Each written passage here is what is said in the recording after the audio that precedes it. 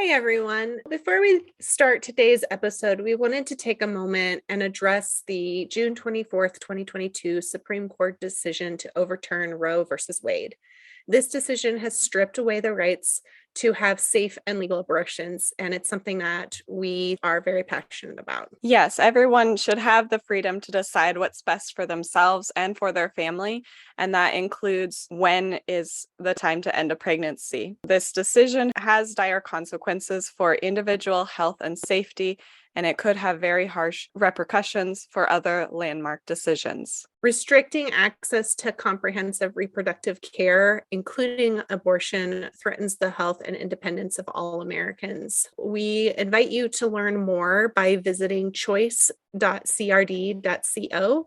That's choice.crd.co. And if you're able to support others, please consider donating to the abortion funds. And thanks to Ariel Neisenblatt, the founder of Earbuds Podcast Collective, for starting this movement of podcasters making this announcement at the top of their show. In a time where people are really looking for help and looking for unity and looking to know what to do, this is an amazing movement. We appreciate her initiative to start it in order to show how many of us there are and how important this decision is to us and the importance of coming together to unify over this very important topic. So we encourage you to speak up and take care to spread the word as well. Hello, and welcome to episode 80 of the Talk Witchcraft podcast. In this episode, Maggie and I will be discussing the essential dignities of the moon and how this can influence the way that you correspond with this celestial body. You're listening to Talk Witchcraft. On this podcast, we talk about witchcraft as a lifestyle and discover how to merge magic into your daily life.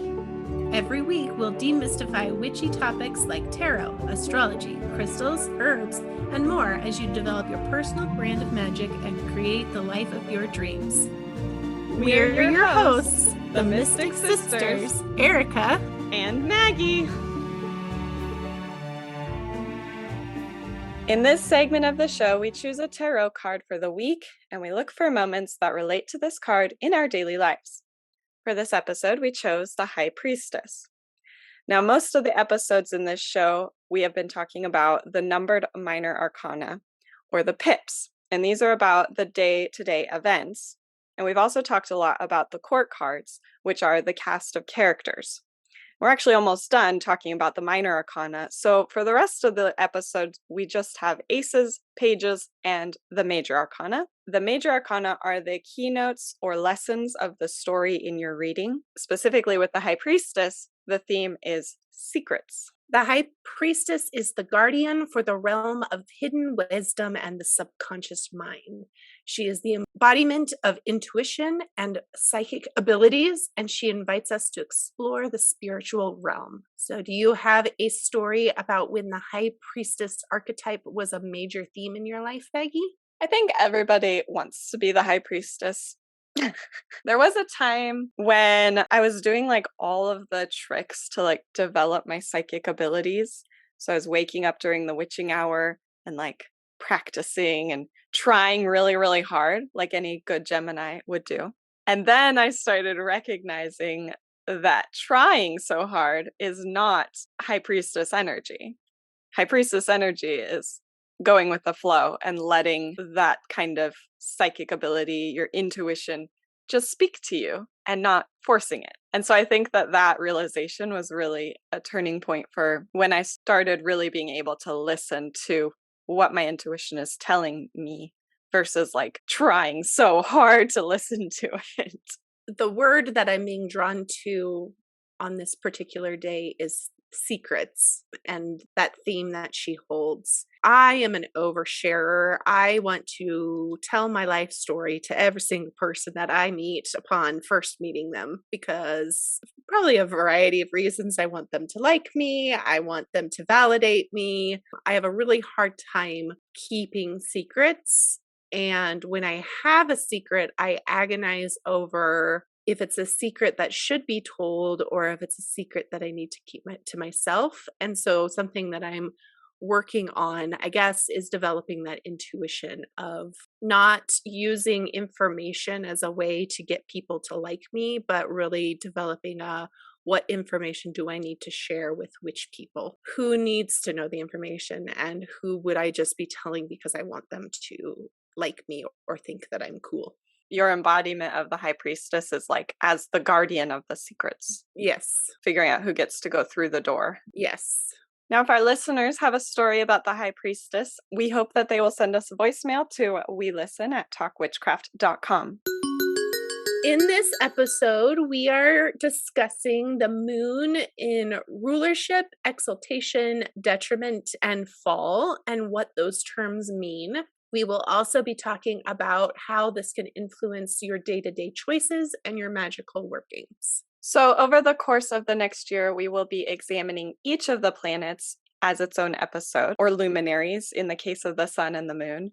And maybe it's actually better to call them celestial bodies so that we're clear. In these episodes, our goal is to talk about each particular celestial body, what it means in your natal chart, and also how to watch the skies and observe the position of these celestial bodies within the zodiac signs in order to determine an optimal time for magical workings and even for your mundane activities. I have an app actually that is called Night Sky, and it overlays an image of the night sky over the real world. So it pulls out the constellation. It also pulls out where the planets are.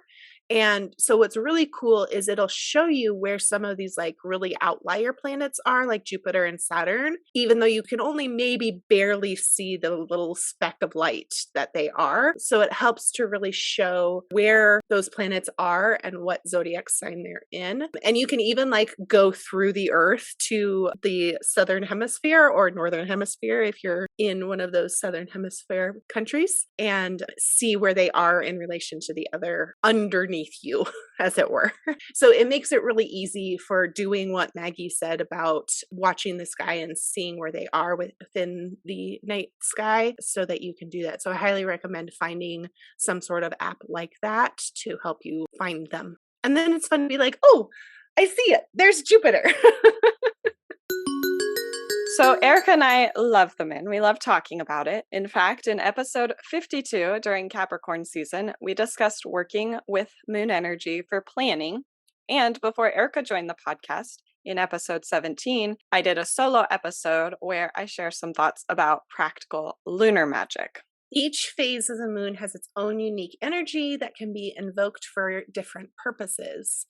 So, for example, the new moon is a time for setting intentions, new beginnings, fresh starts, and turning a new leaf. The waxing moon is when you take action toward that intention and cultivate your motivation. The first quarter moon is an opportunity to nurture your dreams, push past challenges and obstacles, and follow your inspirations. The waxing gibbous is a time to create changes and to refine, edit, or adjust your course. And the full moon is a time for self-love, celebration, and finding clarity when the full moon energy is at its peak. Then the waning gibbous is when you express gratitude for the process and harvest the lunar energy to store for later. The last quarter moon is a time to remove the obstacles and challenges you previously pushed past and let go and forgive. And finally, the waning crescent is a good time to surrender, rest, and reflect on the whole process as you prepare for the cycle. This is a very quick overview of the moon phases, and the episodes that I mentioned previously will give much more detail about the changing moon phases and how to align with the lunar cycle. But this episode, we are focusing more on how the zodiac sign that the moon is in changes its energy regardless of the phase. To do this, we will be introducing some new terms, which some of our listeners may already be familiar with and some may not. They are the 4 dignities: rulership, exaltation, detriment, and fall. But before we go there, let's start by sharing what the moon represents in a horoscope. And to be clear, when we say horoscope, this word has been corrupted by newspaper snippets. A horoscope is a full diagram or astrological chart of the relative positions of planets and signs of the zodiac at a specific time. So this could apply to your birthday, which would be your natal chart. We talked about that in a previous episode. And it could also be any other date, past, present, or future, that you're curious about. What does the moon symbolize, Erica? In a horoscope, the moon symbolizes emotions and feelings. It also could represent the subconscious mind and intuition, and it may have some connection to how you relate to your parents, your childhood, and your home. Additionally, the moon is associated with water elements and indicates the passive receptive energy very strongly. So when you're looking at your horoscope, I think of the celestial bodies as the what is going on. So in the case of the moon, it would be the emotions. And then the zodiac sign is how the what is being expressed. And later on, we're also going to be talking about the houses, the astrological houses, and get more into what that means. But they are the where. So what area of your life is the what being expressed in what way? So when we look at the position of the moon in a sign and a house, this is going to determine how and where the emotions and all the other things that the moon symbolizes that Erica just told us about are going to come into play. You can look at your own chart to see how the moon shows up in your life. The horoscope for other days in the past, present, or future can also give you information about what your emotional experiences may be. Sometimes there's a little confusion about the difference between the moon and the sun because they both represent who we are as a person. So the way to kind of think about it is the sun is who we are all the time, every day. And the moon is more who we are in our private lives. The sun is the outward representation that we give to people, what we want people, how we want people to view us. And it's like this conscious, like, this is who Erica is, and this is who I want you to think I am. Whereas the moon is more of who I am on the inside. It's your inner child, it's your inner parent, it's your kind of your conscience and your emotions and that self-talk that you do with yourself. Yeah, I think another way to think about it too is the sun is, like you said, it's a conscious choice for how you want to present yourself. So it's like your will. And the moon is more instinctive because as your inner child, it's just like what happens without thinking and how you react to things without really choosing how you're going to react. So it's more like this, well, it's the sun is an active energy and the moon is receptive because those are the dualities that they represent.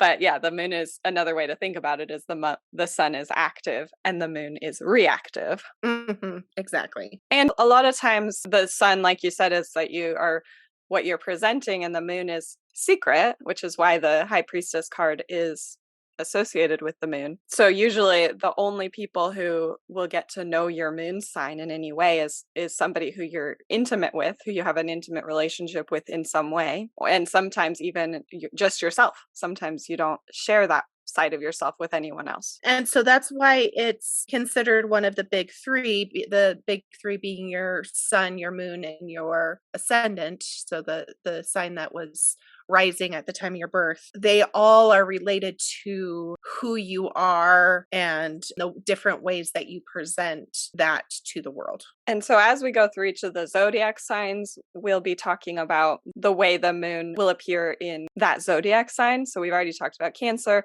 in the previous episode. And so for the rest of the year, sorry if your moon sign is Gemini, because you'll have to wait a full year to learn about it from our perspective. Yeah, so just stay tuned and listen for that and see how the moon shows up in your natal chart and extrapolate that also for when the moon is traveling through each zodiac sign. We've started our new intermission segment, which is when we are talking about our book recommendations. This week, we are recommending Starhawk, specifically Spiral Dance, which we read with our mom as a book club book this year. Last year.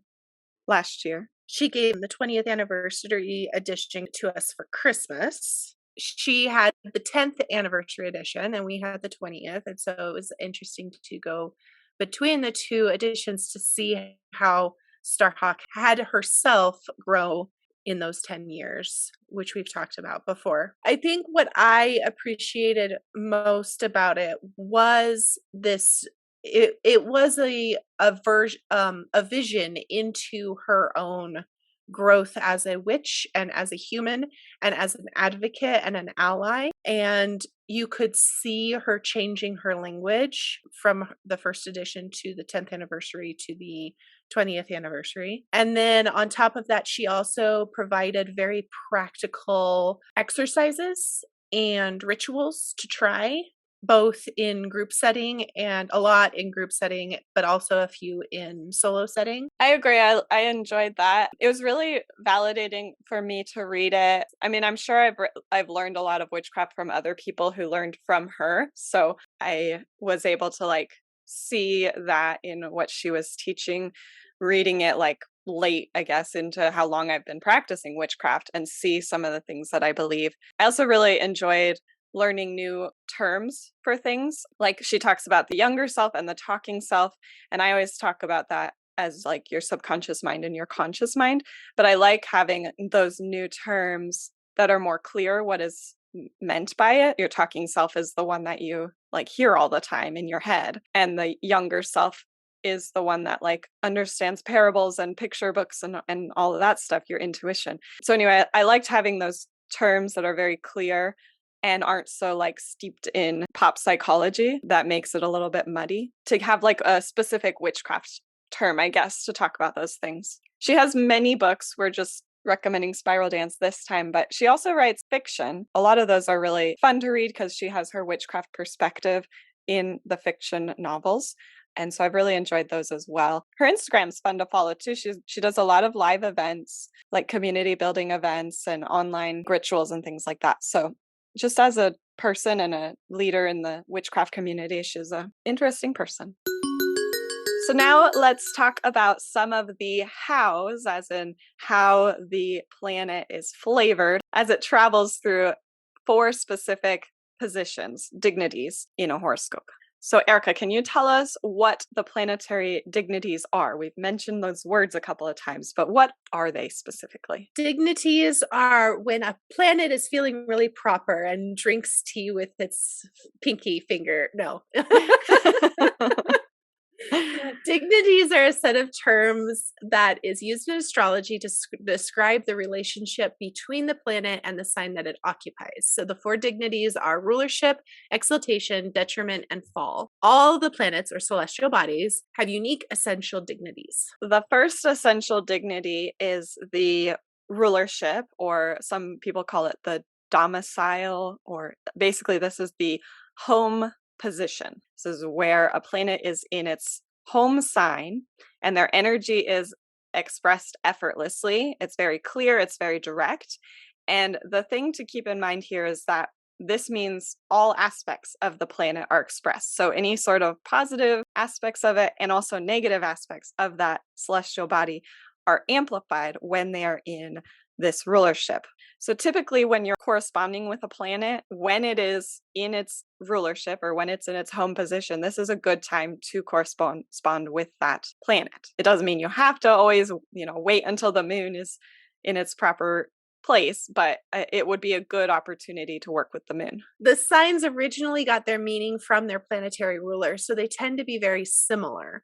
The moon rules over Cancer, and so when the moon is in Cancer for about 2 to 3 days every lunar cycle, the lunar energy is at its most authentic and powerful. When this is happening, for those, you can kind of plan ahead if you want to incorporate lunar energy, moon energy into a magical working. If the moon is going to be in Cancer at an opportune time when you have the ability to do a spell, then you might want to wait until that moment to really get the full power of the moon. Again, I don't think it's like a have to thing. I always say that with anything that you're using in your witchcraft practice or magic adds to it, but it doesn't mean that it's like going to be the difference between success and failure. So the other thing to think about is that individuals who have their moon in Cancer, they embody all of those traits, like Maggie was saying, those positive and negative things effortlessly, easily. They just are emotion. They feel their feelings. They identify their feelings very well, positive and negative. They're very much in tune with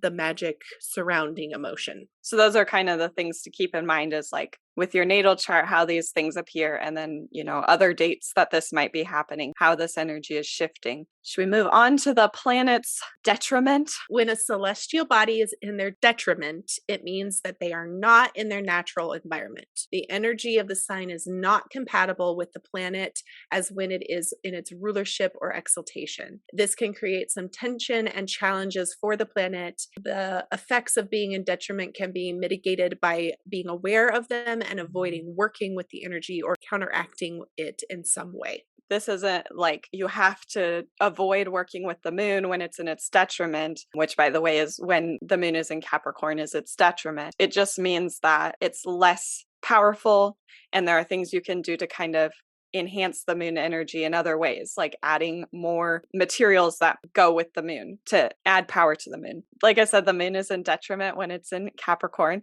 And for each of these, the moon travels through each sign for about 2 to 3 days every lunar cycle. So about once a month, you're going to find the moon in its detriment. And Capricorn can be hard on the emotions that the moon represents. It can be difficult to express and process emotions during this time. And if you are born with your moon in Capricorn, your moon is Capricorn, right? Yes.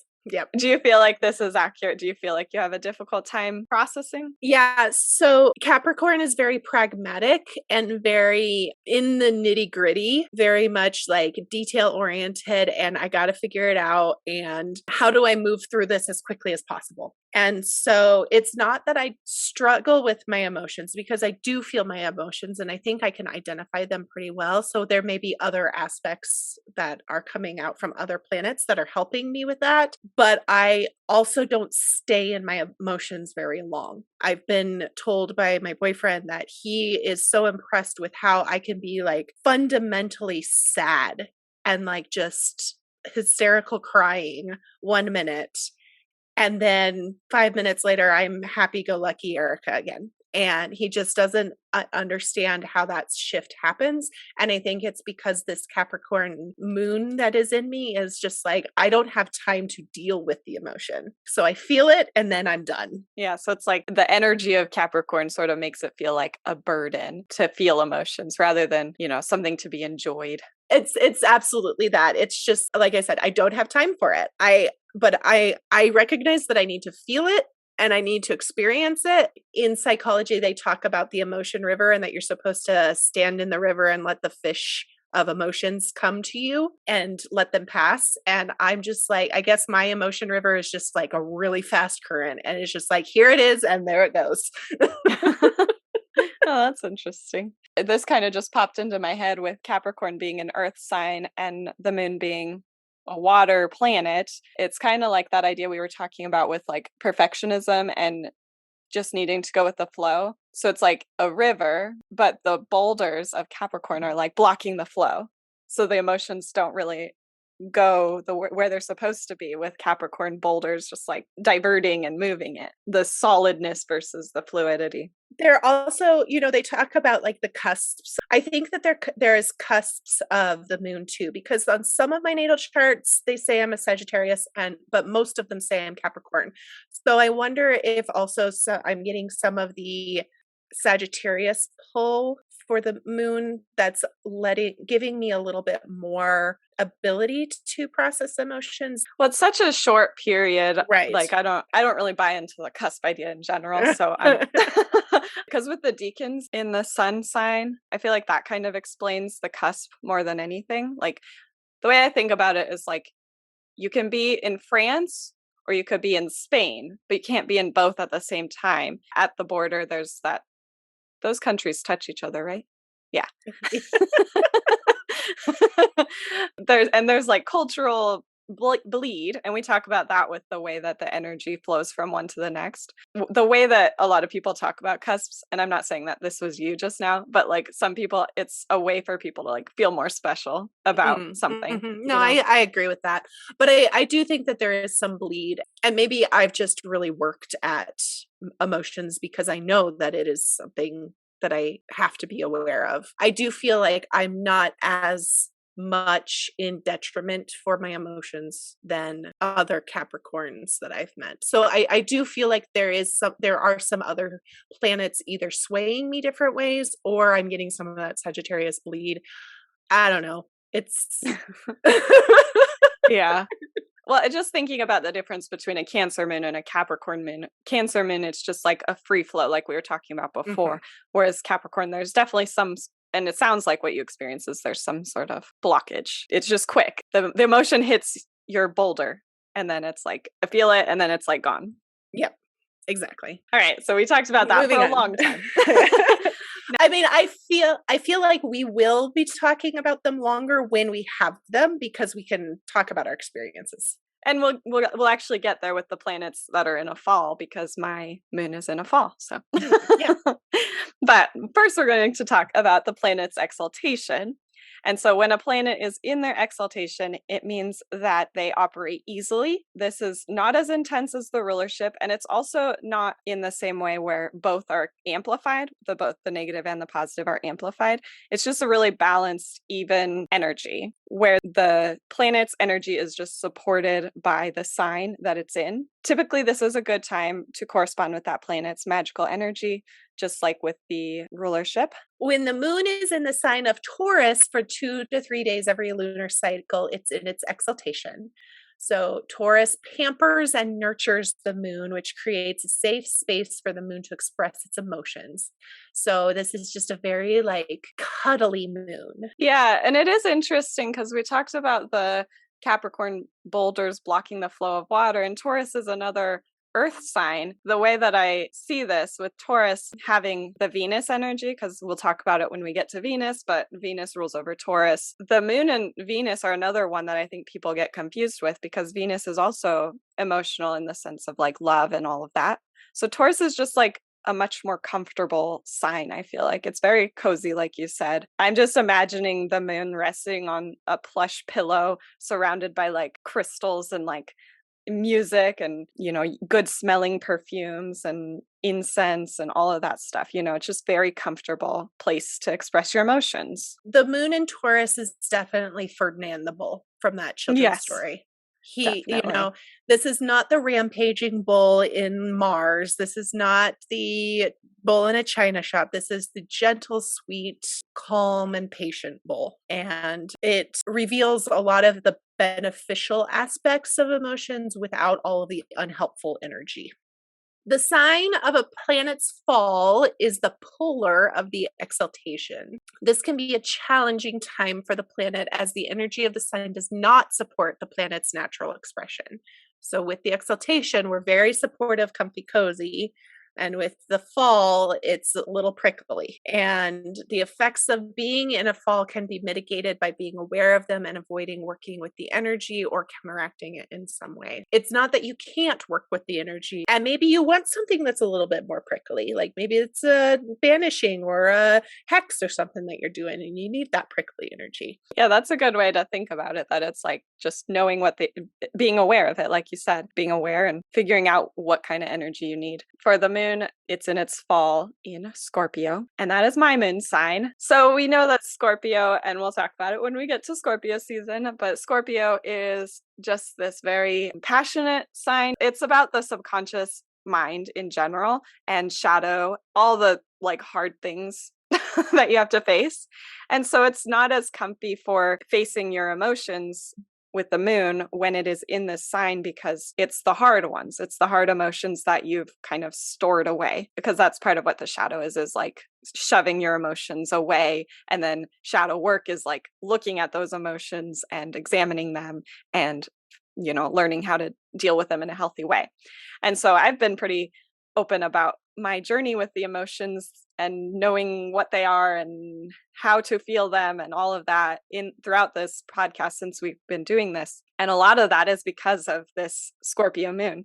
Looking back at when we were kids, I had emotional outbursts because I didn't really know what to do with my emotions. If things didn't go my way, it'd be full on tears and anger. I just have always kind of struggled with regulating when I feel something. It's very, very powerful. We're taught there's like an appropriate way to behave. And so I slowly kind of learned how to not experience my emotions. But I think I went a little bit overboard with that and just like closed myself off to any sort of feeling. And so that's what I've been learning, is figuring out what those are again. And so I think the difference between the detriment and the fall is that, so the Capricorn moon can identify the emotion, but doesn't have time for it. And so they're very much like, oh, that's what that was. Okay, move on. Yeah, it's like almost like a to-do list, like a Capricorn will. Yes. Okay, I have to feel sad. Check. Yeah.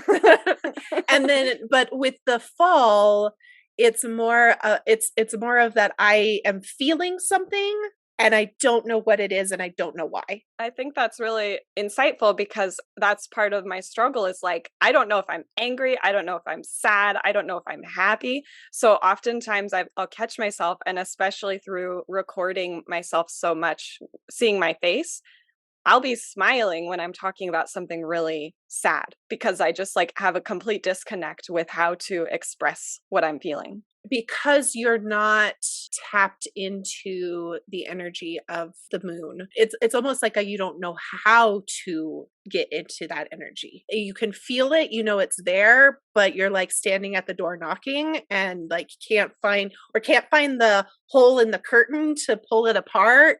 Like all of those metaphors of like it's there, I know it's there, I just can't get to it. I'm not following the metaphor. You're not? All right, well then. Each emotion has its own door. Is that what you're saying? Okay, so so you're standing at this curtain and you know that behind the curtain is the emotion that you're feeling, but you can't find the opening in the curtain to reveal it. Yeah. Okay, I get it. Yeah, okay. Yeah. And so then sometimes you just burn the curtain down. Right. because you're a scorpion and you're just like, attack. Well, I think that's like I've talked about before, that like anger is a thing, just like lashing out. When things are frustrating to me, like if the computer's doing something, it's like all of a sudden it's 0 to 60 and I'm just like so frustrated. I have to get up and walk away, or I'll throw the computer. Or when we're playing a card game with our aunts and uncles, Uno, with our aunts and uncles, and your uncle keeps giving you the draw fours, and you get very upset and say, meanie Uncle John, and storm away. I didn't storm away. I almost cried. And then everyone else almost cried. It's very manipulative. I guess that's another thing with because I do think I've in my life, I've used emotions to manipulate other people to like feel something for me. As your older sister, I can vouch that is true. Yeah. Well, and I think that's partly the Gemini sun is manipulation. Yeah. Anyway. Yeah. Anyway, we digress. So with all of these, these are very specific placements of the moon, and there are, of course, other placements. These are just like the most significant effects on the moon. Each of the signs have an effect on the moon in its own way. And we'll, again, talk about that when we get to each sign. But these are the specific ones that are the dignities that have the greatest effect on the energy. And they're the ones that you're going to want to pay attention for your witchcraft practices. Yeah, exactly. Figuring out when the moon is in these signs can be really helpful. And last week I did, so this is actually, I get to introduce it. Yep, you get it. Don't say it. I get to say it. Don't say it. I'm not going to say it. This episode is brought to you by Moonstone. And Moonstone's actually my birthstone. There's several different types of Moonstone, so it has different colors depending on the type. The most commonly seen Moonstone is a white or like a creamy white, and there's usually a flash in it where when you move it slightly, you see like a blue shine across it, but that's not all moonstones. They don't all have that. Some of the flashes are just like a darker white, if you can have a darker white, or brighter white, I guess would be more accurate. But moonstone can also be found in yellow, blue, and green, but probably the most common is the white version. It's usually, again, this sort of milky color. It's not usually clear. There can be clear parts of it, but it's usually a little bit more translucent, where it's just some light passes through, but not all. And it can be found in a variety of different sizes. It's pretty common, so it's not that hard to find moonstone, and that means it's usually not very expensive, and it is most commonly sourced in India, Sri Lanka, and Australia. So moonstone represents inner clarity and change, particularly cyclical change, so that, the moon phases that we've been talking about, and how they go through that cycle. And it's got a very deep connection to the passive energy.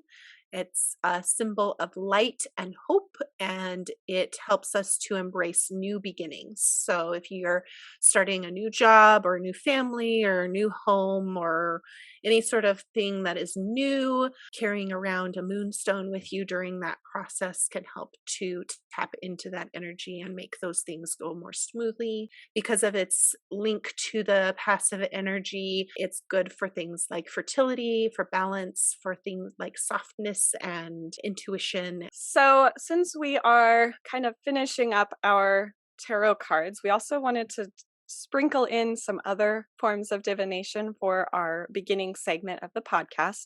And next week will be the first episode where we talk about the runes. We will be going through each of the Elder Futhark runes and sharing what the meaning of them is, and continuing the practice of looking at our lives through the lens of that specific rune. So the very first rune of the Elder Futhark is Fehu. Fehu is the rune of, well, it's the rune of cattle.